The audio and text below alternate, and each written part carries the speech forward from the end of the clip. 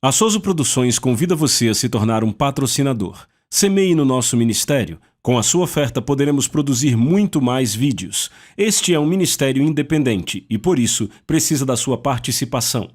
Inscreva-se no canal e compartilhe os vídeos. Seja um multiplicador desta visão.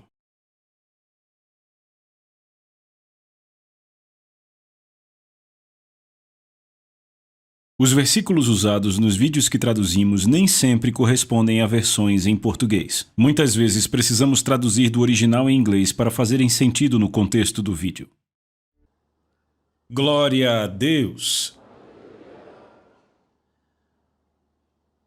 Às vezes, nós tentamos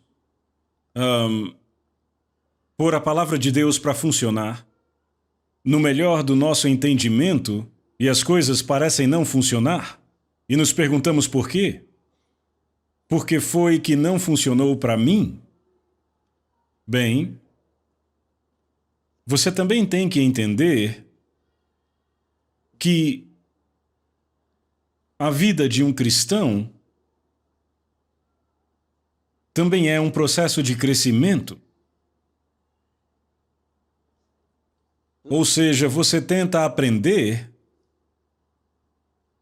descobrir o que mais você deveria ter feito. Não ache que você já fez tudo. Não, você já fez tudo o que sabia. E há uma grande diferença entre fazer tudo o que deveria ser feito e fazer tudo o que você sabe. Sabe, o que você sabe pode simplesmente não ser suficiente. E Deus disse, o meu povo é destruído por falta de conhecimento, ou seja, ele disse, eles não sabem. Então, a falta de conhecimento é o ponto fraco da maioria do povo de Deus. É aí que eles têm problemas. Não é porque os problemas são difíceis demais para eles. É por causa da falta de conhecimento, eles simplesmente não têm um conhecimento adequado de como o reino de Deus funciona. E quando você estuda na Bíblia, especialmente nos evangelhos sinóticos, Mateus, Marcos e Lucas, você descobre que Jesus tentou explicar para nós de várias formas como o reino funciona. Ele dizia algo assim: o reino de Deus é como se... O reino de Deus é como... Entende? Em outras palavras, ele estava ensinando a eles como o reino funciona. Então é importante estudar todas aquelas parábolas que Jesus deu a respeito do reino de Deus, porque lá ele estava ensinando como o reino funciona, como o reino de Deus opera. E é isso que muita gente não entende, como o reino opera.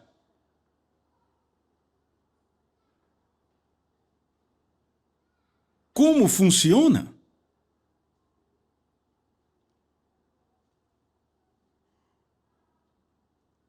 Por exemplo, uma criança nasce surda e muda, e os pais são cristãos, eles não sabem o que fazer. Porque eles não sabem como o reino funciona. Isso não é um problema. É um problema para aquele que não nasceu de novo, mas não para você. Mas, pelo fato de você não conhecer, você se preocupa, você chora por isso, você vai de lugar a lugar, procurando uma solução, clamando por ajuda. Mas de jeito nenhum é um problema. Não é um problema. A pergunta é como é que o reino funciona? O que mais eu devo saber?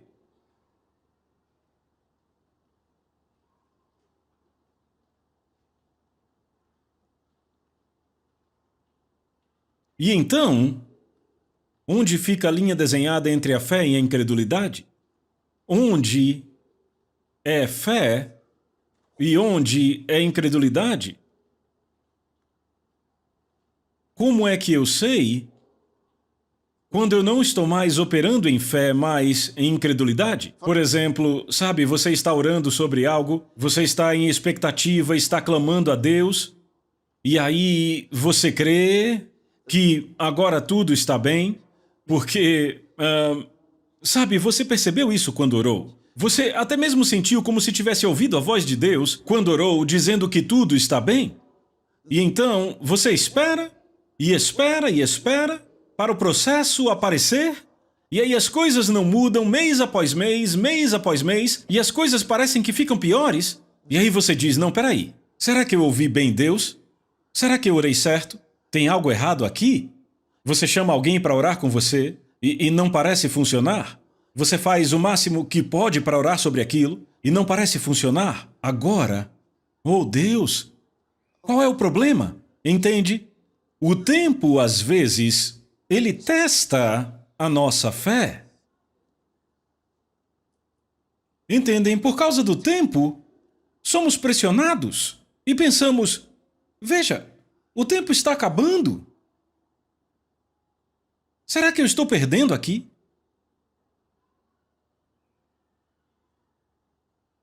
A pergunta é, como é que eu sei que aquilo sobre o que eu estou orando, eu recebi? Como é que eu sei que recebi?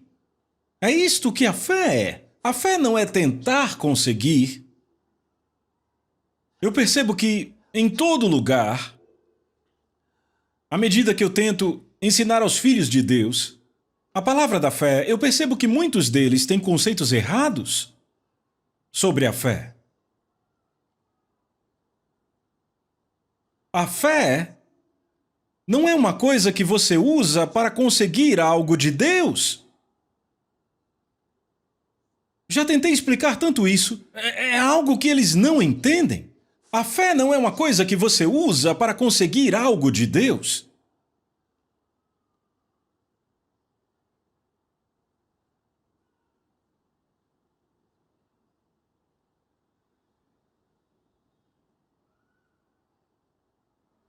Você me ouviu? Porque a fé não tenta conseguir.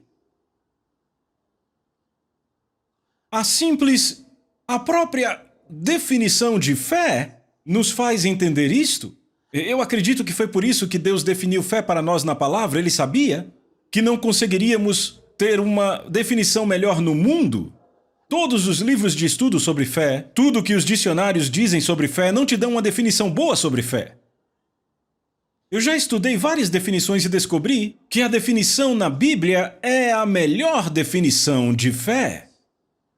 Hebreus capítulo 11, versículo 1, diz, agora, a fé é a substância das coisas que se esperam, a evidência das coisas não vistas. Ou seja, temos duas chaves aqui. Primeiro diz que fé é substância. A fé é a substância das coisas que esperamos. Significa que a fé é o título de propriedade. A fé, o significado dela é uma coisa real. Outra versão diz a evidência de realidades não vistas. É o título de propriedade, a substância. Em outras palavras, é aquela expressão tangível da sua esperança.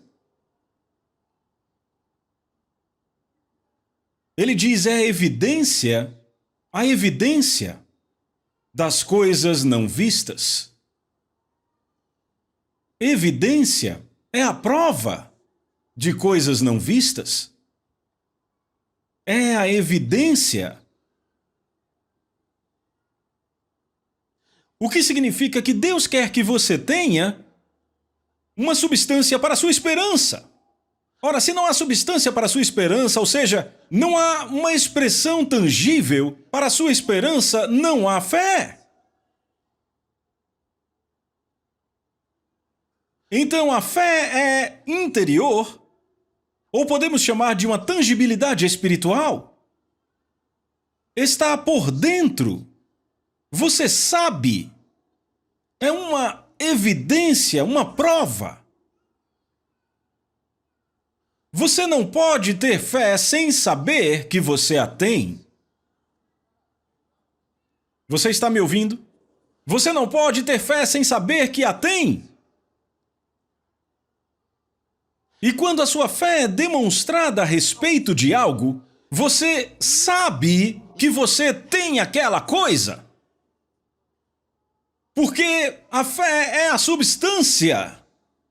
E se é a substância, significa que você pode tocar, pode se relacionar com isso. Dentro de você, você sabe. Os outros não conseguem ver, mas você tem a evidência. Talvez você não consiga provar para outra pessoa, mas você sabe porque sabe porque sabe que você tem.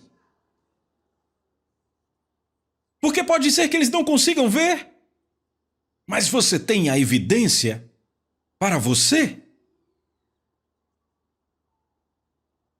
Só porque uma mulher parece grande, não significa que ela está grávida com um bebê. Pode ser um tumor. Mas ela pode dizer que tem um bebê.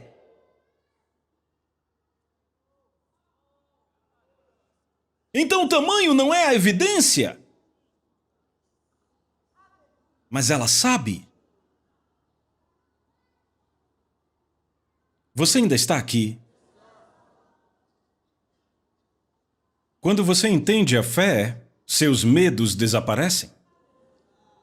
Porque a fé é o oposto do medo. O medo é confiar na habilidade daquela coisa que você não quer, na presença dela ou no poder dela. Fé é confiar na habilidade de Deus, mas o medo é confiar na habilidade do seu adversário. Se você tem medo do que o diabo pode fazer com você, significa que você confia na habilidade do diabo? Ou seja, você tem fé no diabo? Então, medo é a fé negativa.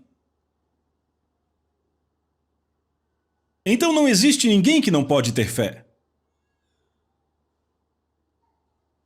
Aleluia! Por que é que eu estou dizendo isso hoje? Alguém precisa disso? Esse nem é o assunto sobre o qual vou falar. Alguém precisa disso hoje. Eu nem ia falar sobre isso. O que eu quero começar a falar com vocês hoje é o que eu chamo de consagração cristã. Consagração cristã.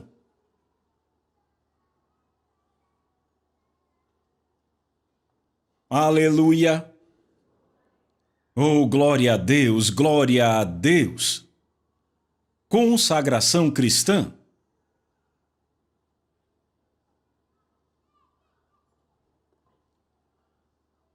Eu poderia ter apenas dito consagração, mas como eu entendo que há muitos cristãos que entendem errado o assunto e muita coisa tem sido dita a respeito disso. Eu quero ver pela palavra o que a palavra diz, o que Deus diz.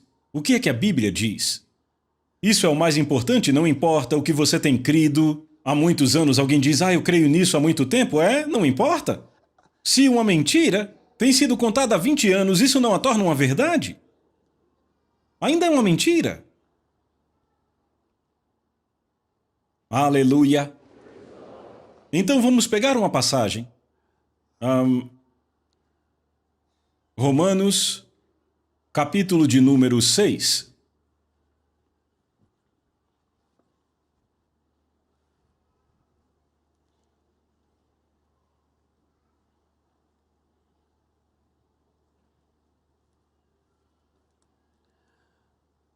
Você achou Romanos 6?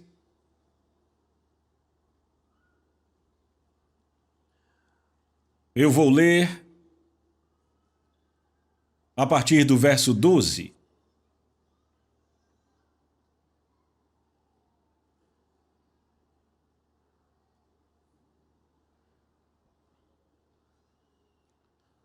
Talvez seja melhor vocês lerem antes. Vocês podem ler para mim? 1:2, leiam. Não reine, portanto, o pecado em vosso corpo mortal, de maneira que obedeçais às suas paixões. 13. Nem ofereçais cada um os membros do seu corpo ao pecado como instrumentos de iniquidade, mas oferecei-vos a Deus como ressurretos dentre os mortos, e vossos membros a Deus como instrumentos de justiça. Louvado seja Deus! Certo, eu vou ler para vocês. Na versão King James, não deixe o pecado desta forma reinar no seu corpo mortal para lhe obedecerdes em seus desejos. Nem inclinem, marquem a palavra inclinem, nem inclinem os seus membros como instrumentos de injustiça para o pecado, mas inclinai-vos a Deus como aqueles que estão vivos dentre os mortos. Inclinai-vos a Deus como aqueles que estão vivos entre os mortos, e os seus membros como instrumentos de justiça a Deus. Verso 14. Leiam juntos, 1:2, leiam.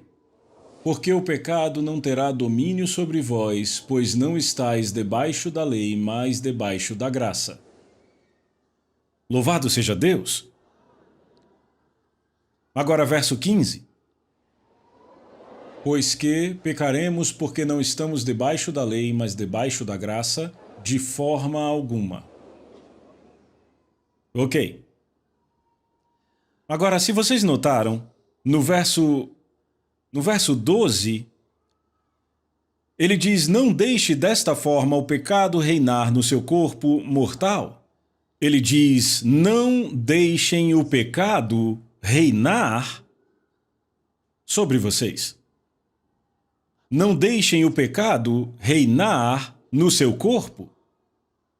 Não deixem o pecado ter o domínio sobre vocês. Isto nos diz algo.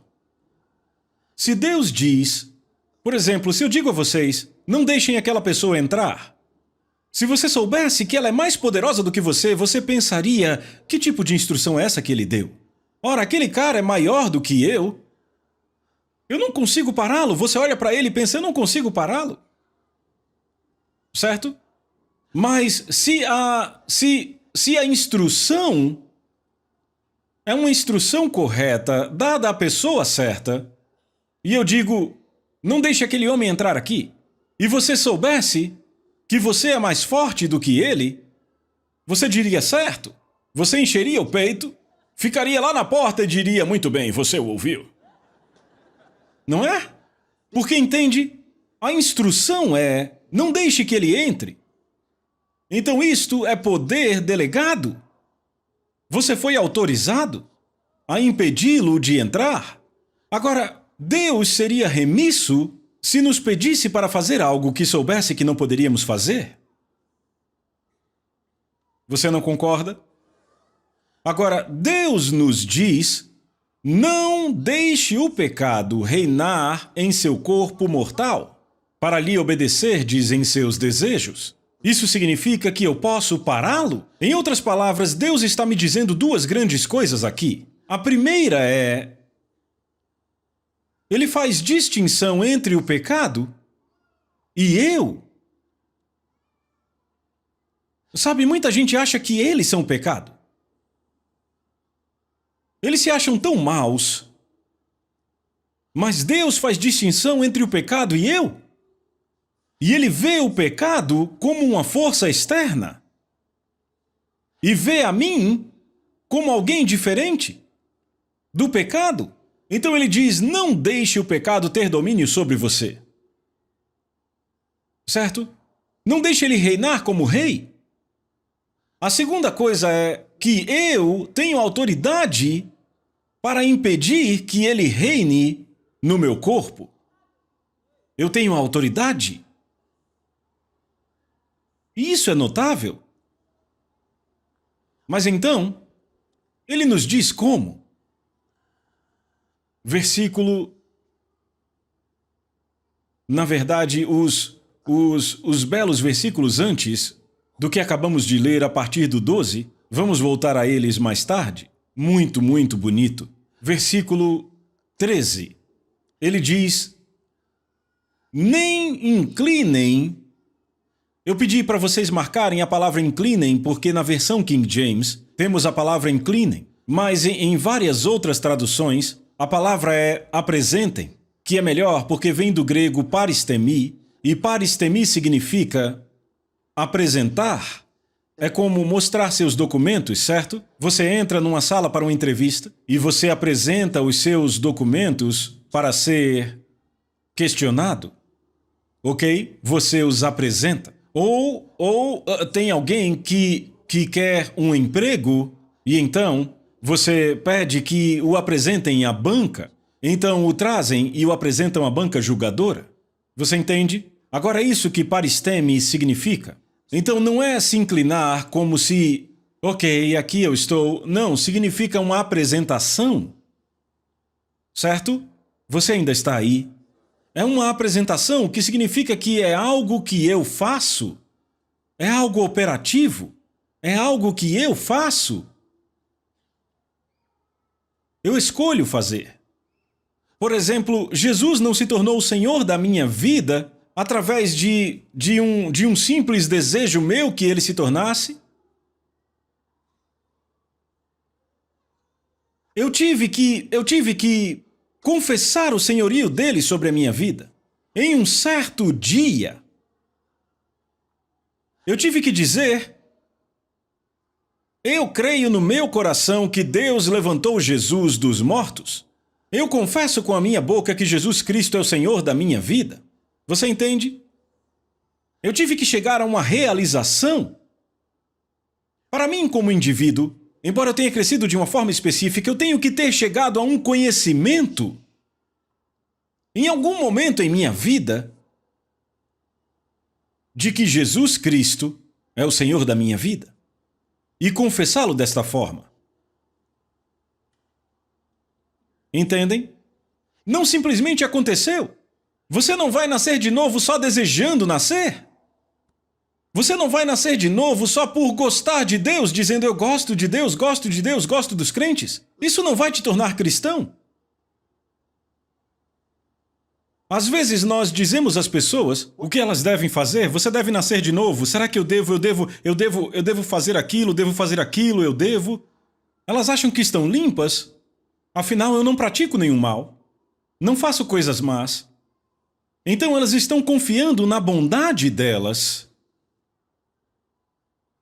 Mas não, na salvação existe um ato definido e na salvação você tem que receber.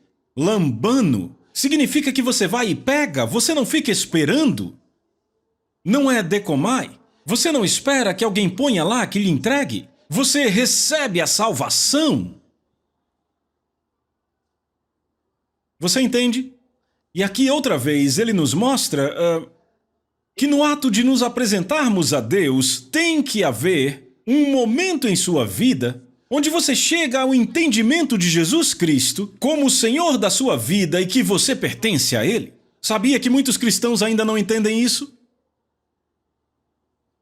Já chegaremos nisso, é por isso que eu estou pregando aqui sobre a consagração cristã, o que isso significa. O que é consagração cristã?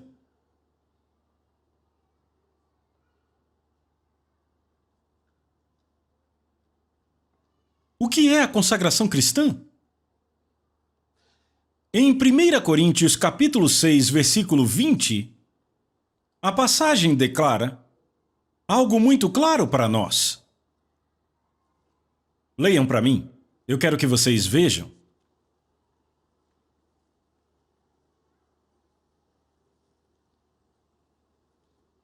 Já acharam? O que é que diz? Porque fostes comprados por um preço. Outra vez? Aí diz que você foi comprado por um preço. Ora, vamos! Não vamos! Uma noite dessas eu estava pregando aqui, nós estávamos no meio de um culto aqui, e eu estava pregando que Deus, Ele não existe por nós. Ele não vive por nós. Nós vivemos para Ele. Nós existimos para Ele. Ele não está lá por nós.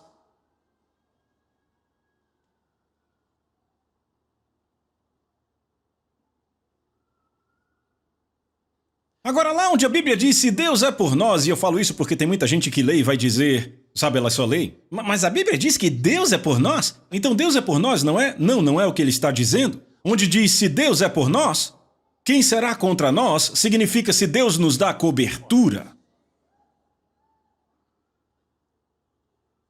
Você entende? É o que ele está dizendo? Aleluia! Se Deus é o meu suporte, se Deus é a minha força,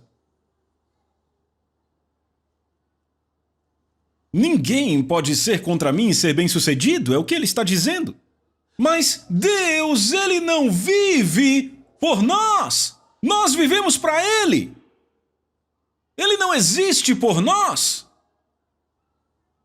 Então pare de agir como se Deus existisse por você.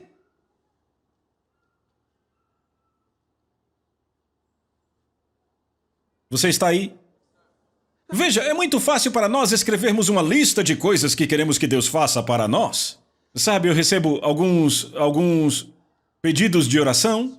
Quero que Deus faça isso e aquilo, na família, nas finanças, no emprego e nisso e naquilo. E temos uma longa lista. Será que você já se sentou com um pedaço de papel e uma caneta dizendo quais são as coisas que Deus quer que eu faça? Quando você crescer, você fará isso? Quando você é bebê, você fica, papai, eu quero pão, quer pão. Isso é um bebê! Papai vai sair e a criança chega e diz, papai, compra uma bola pra mim. Compra um sapato, compra, traz, me dá. Preciso de um telefone, eu quero isso, quero aquilo. E o que é que o papai diz? Muito bem, muito bem, muito bem, eu trago. Mas quando o filho faz 15 anos, ele não diz, me compre isto. Você sai e diz a ele o que fazer. Limpe isso, limpe aquilo, você lava isso, você lava aquilo, e quando eu voltar eu quero ver limpo. É assim. As coisas mudam. Muda quem dá as instruções. Você ainda está aqui?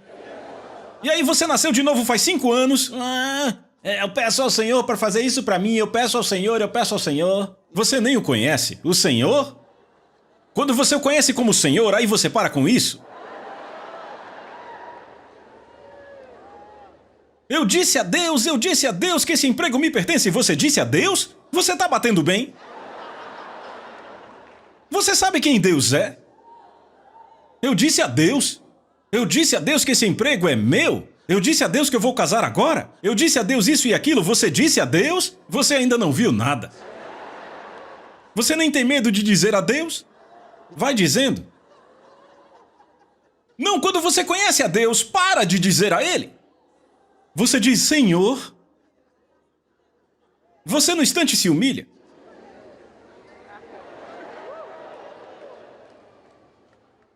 Eu vejo as pessoas orando, apontando para o céu, em nome de...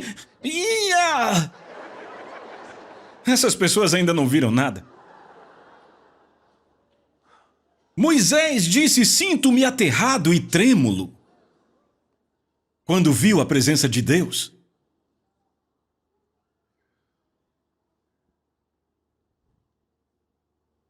Quando você o encontra, cada fio de cabelo, da sua cabeça até o dedo do seu pé, fica arrepiado assim. Eu digo às pessoas, quando você vir Jesus, no instante seus joelhos dobram. Aleluia. Um homem em Trinidade odiava tudo sobre Jesus. Não deixava a esposa ir para a igreja. E aconteceu uma cruzada perto dele.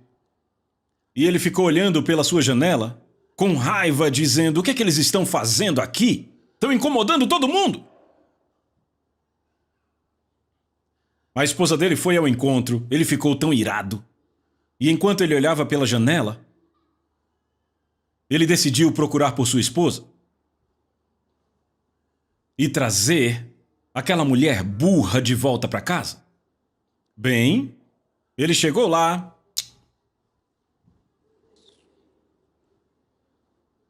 Toda vez que ele ouvia Jesus, E aí, de repente, ouviram alguém gritando. E ficaram, o que foi isso? Ele é real, ele existe, ele é real, ele existe, ele existe. Eu vi ele. O que houve? Jesus ficou em pé diante dele. Ele viu Jesus. E o mestre disse a ele que ele era perdoado dos seus pecados. Rapaz, ele não conseguiu ficar quieto. Ele gritou, de alegria, de empolgação. Sabe, ele queria contar para o mundo inteiro. Jesus é real, eu o vi, ele se tornou a testemunha da noite. Ele odiava Deus e odiava tanto Jesus, mas agora subiram foi ele na plataforma e ele disse a todo mundo, ele é real. Você não precisa passar por isso, ele é real, irmão. Aleluia. Ele é real, bem real. Glória a Deus. Então ele diz para você se apresentar. Então, verso 13, nem apresentem os seus membros, está falando dos membros do seu corpo, certo? Os membros do corpo. Nem apresentem os membros do seu corpo como instrumentos de injustiça para o pecado, mas apresentem-se para Deus. Apresentem-se para Deus. E lemos lá em 1 Coríntios 6, verso 20, onde diz que fomos comprados por um preço. Fostes comprados por um preço. Eu quero saber de vocês, quantos de vocês já descobriram que foram comprados por Jesus? Sabe, achamos que ele nos salvou, como, sabe, eu estava afundando no pecado e Jesus veio com uma corda e me puxou para fora. Não, Senhor. Não. Essa é uma péssima ilustração da salvação. Não é a mesma coisa? Eu estava afundado no pecado, como um homem que está afundando ali, e Jesus veio e me tirou para fora. Não! Eu digo 1000 vezes não! Esta não é uma ilustração da salvação que vem de Cristo. Eu quero te dizer qual é a melhor ilustração da salvação, se quisermos usar um homem se afogando. É um homem que estava condenado à morte pelos seus erros e foi colocado ali para morrer. Legalmente, ele deveria morrer. Não era apenas um homem se afogando, mas um homem para ser afogado. E Jesus veio e disse, eu vou ficar no lugar dele. Ele não jogou nenhuma corda ali, ele não enviou ninguém, ele não entrou ali para nos tirar, não! Ele tomou o seu lugar de condenação. Você entende?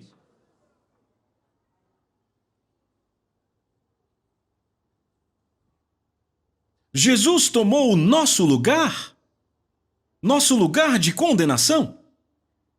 Foi isso que ele fez por nós. Então falamos de salvação.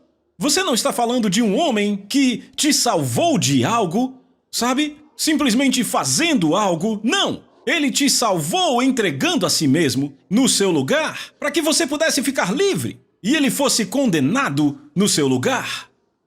Isto é a salvação de Cristo. Você tem que entender isso. Isso sim é uma coisa séria. Porque o homem morreu por você. E aí está você vivendo sua própria vida da forma que quer viver. Como é que Deus aceita isso? Porque entenda, aceitar a salvação de Cristo significa que você aceita que Ele tomou o seu lugar e agora você deve viver para Ele. Esta é a escolha. Do contrário, esta salvação não é sua. Aceitá-la significa que você aceita viver apenas a vida que Ele te deu para viver. 2 Coríntios 5.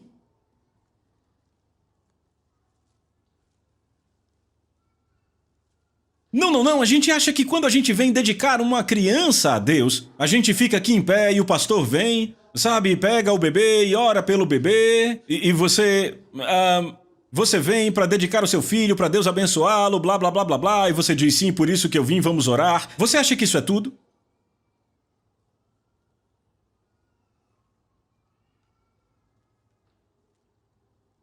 É mais do que isso?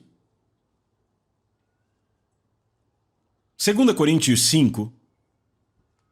Leiam para mim o versículo 14.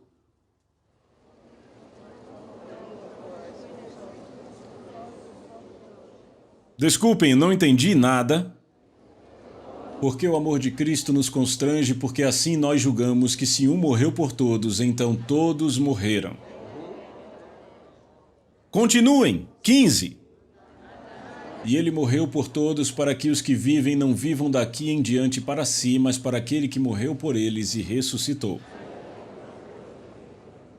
Bom, agora, ele diz porque o amor de Cristo nos constrange, porque assim nós julgamos que se um morreu por todos, então todos morreram, ou seja, se ele morreu por nós, significa que todos morremos. Porque ele o fez em nosso lugar.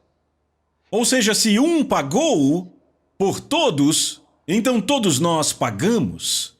Se todos estivéssemos devendo algo e alguém viesse e pagasse a dívida por nós, seria errado alguém chegar e nos chamar de devedores? Porque alguém pagou por nós. Significa que estamos livres porque o homem veio e pagou o meu aluguel, por exemplo. Você entende agora? Você está entendendo? Bom, então o versículo 15 diz... Leiam de novo o 15, eu quero que peguem algo.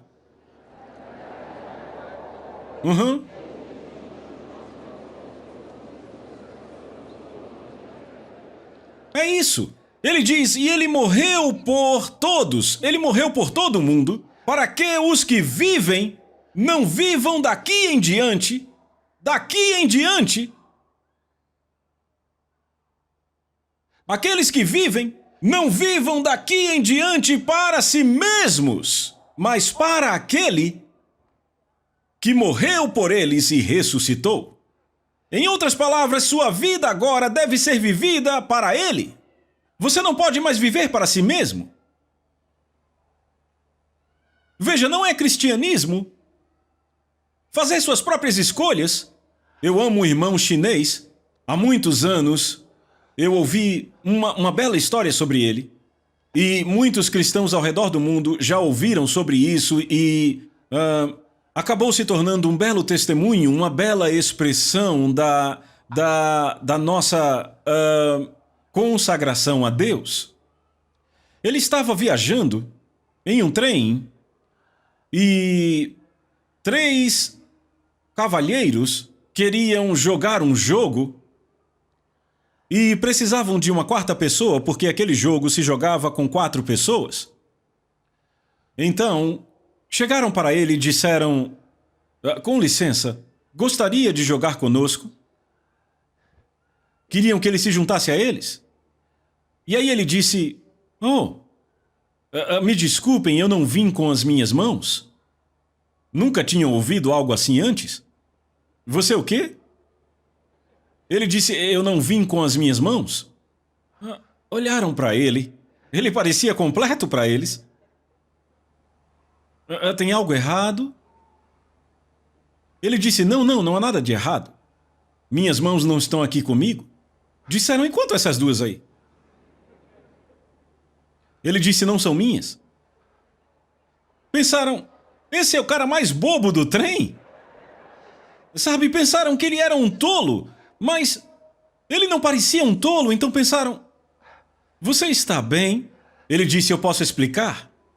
Então eles sentaram e ele explicou a eles o Evangelho de Jesus Cristo. Ele disse, eu fui comprado por um preço. Agora eu pertenço a Jesus. Ele disse, então eu só uso as minhas mãos para algo que ele queira. Essas mãos agora pertencem a ele. Elas só fazem as coisas que ele quer que elas façam. Tem alguém aqui? Eu gosto disso. Eu gosto disso. Eu não vim com as minhas mãos. Oh, Deus! Que pensamento! Que pensamento! Que pensamento! Que pensamento! Que pensamento! Você foi comprado por um preço. Você pertence a Deus, não a si mesmo. A Bíblia diz: não sois de vós mesmos. Não sois de vós mesmos. Você já pensou sobre isso?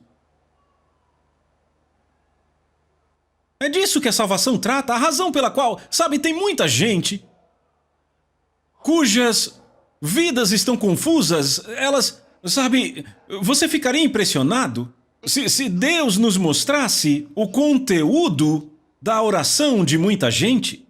Você entenderia para onde elas estão indo. Mas não deveria ser desta forma.